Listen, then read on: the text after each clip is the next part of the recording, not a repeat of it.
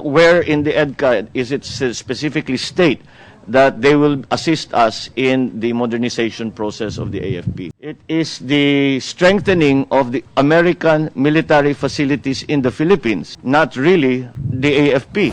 Sinasabi ninyo, the buildings, facilities, etc. Sila rin naman ang gagamit, hindi tayo eh. We have allowed the Americans to come back in, wala namang kapalit. So parang masyado naman tayong lugi dito sa usapang ito. Again, to start from the beginning, we are told that this is EDCA is part of the AFP modernization process.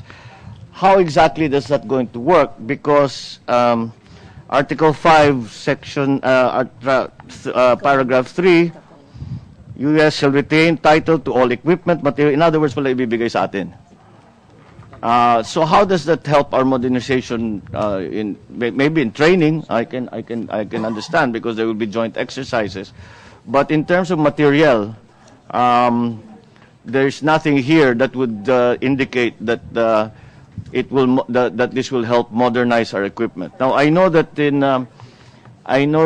the joint military exercises that we conduct with the Americans, na marami silang iniiwan na equipment pag every time we have but that's maliit lang yun. So where in the EDCA is it specifically state that they will assist us in the modernization process of the AFP? Thank you, Your Honor, for that question. The EDCA, as mentioned, concentrates on two activities, namely construction and prepositioning of U.S. equipment as consented upon by the Philippine government. In the field of construction, there is a provision here in EDCA that says that infrastructure improvement introduced by the U.S. will, upon construction, be the property of the Philippine government. There is also a provision here that provides for the concept of proportionate use of the agreed locations and proportionate use for construction, development, and maintenance costs. How is the term proportionate use defined? It is understood to mean that the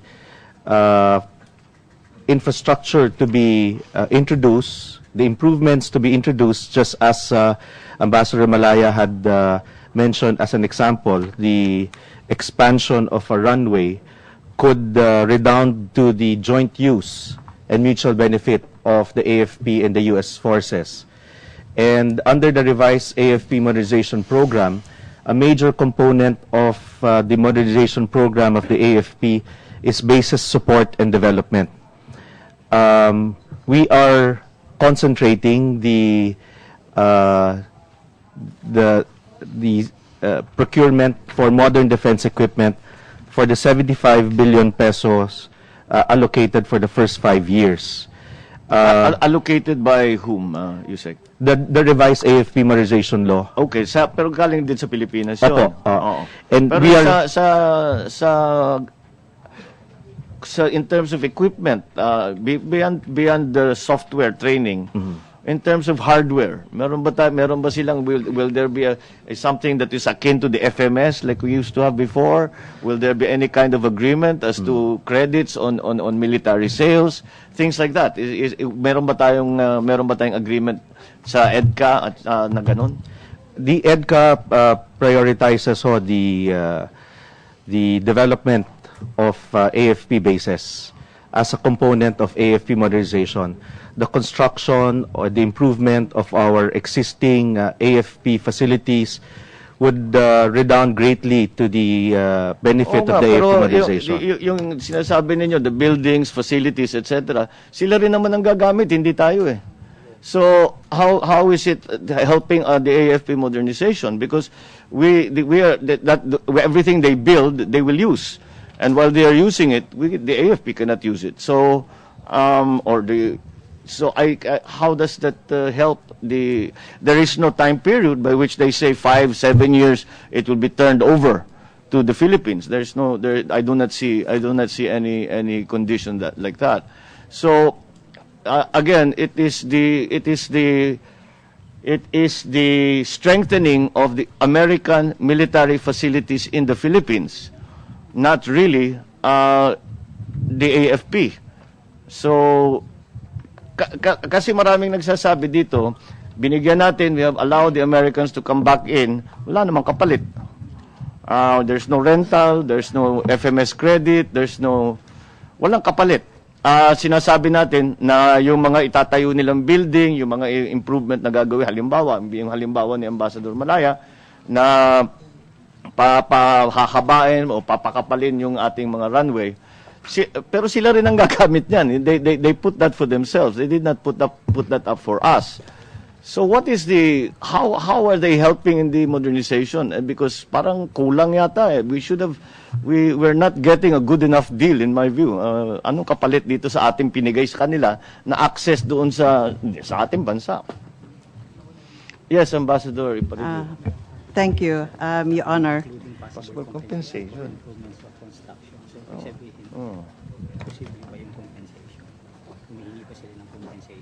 Yeah, furthermore, in Article 5, the end of paragraph 2, the parties or the designated authority shall consult regarding the terms of return of any agreed locations, including possible compensation for improvements. So, magbabayad pa tayo. Magbabayad pa tayo doon sa kanilang itinayo. It says so here. Regarding the terms of return of any agreed locations, di babalik ng Amerikano sa atin. But it includes the possible compensation for improvements and constructions. I'm assuming the improvements and constructions are those that were put in by the Americans. So babayaran pa natin ngayon. So parang masyado naman tayong lugi dito sa usapang ito. But again, to come back to the idea of the AFP modernization and how the EDCA will assist in that regard. Again, this concept, ito kasi ang lagi napapag-usapan, wala tayong kapalit. Nung Subic at saka Clark, may kapalit. Marami tayong kapalit. In terms of equipment, in terms of training, in fact, in terms of rental. But now, we even have in Article 4, Paragraph 3, the first sentence reads, the prepositioned material of the United States forces shall be for the exclusive use of United States forces, and full title to all such equipment, supplies, and material remains with the United States. United States forces shall have control over the access to and disposition of such preposition material and shall have the unencumbered right to remove any preposition material at any time from the territory of the Philippines. In other words, silang may-ari, sila lang ang gagamit. So how does this help? How does this help the AFP modernization? Parang hindi tayo kasama doon sa, although maybe they can conduct training, they will show us their latest radar, they will show us their latest communications equipment, but we will not have access to it because it is exclusively for the use of the United States forces. So Also, we can cite... but Ambassador, on the basis of this agreement that has been signed, there is no such talk of exchange or provision or credit or well, sir, military because sales. EDCA is merely a framework agreement. It does not deal with operational details. When do we get the specifics? Because we keep hearing about the recognition of the advantages of prepositioning, the recognition of this, that, and the other thing, that it is part, but walang laman. When will this be determined? Well, sir, for the panel, we are happy that we were able to conclude the agreement in a timely manner.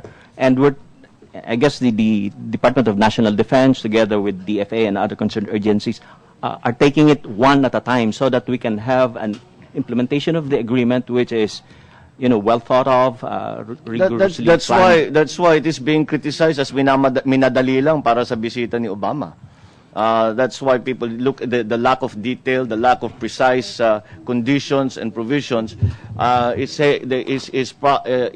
is being speculated that the reason it is so general and so non-specific, and that there's still so many questions, is because it was a PR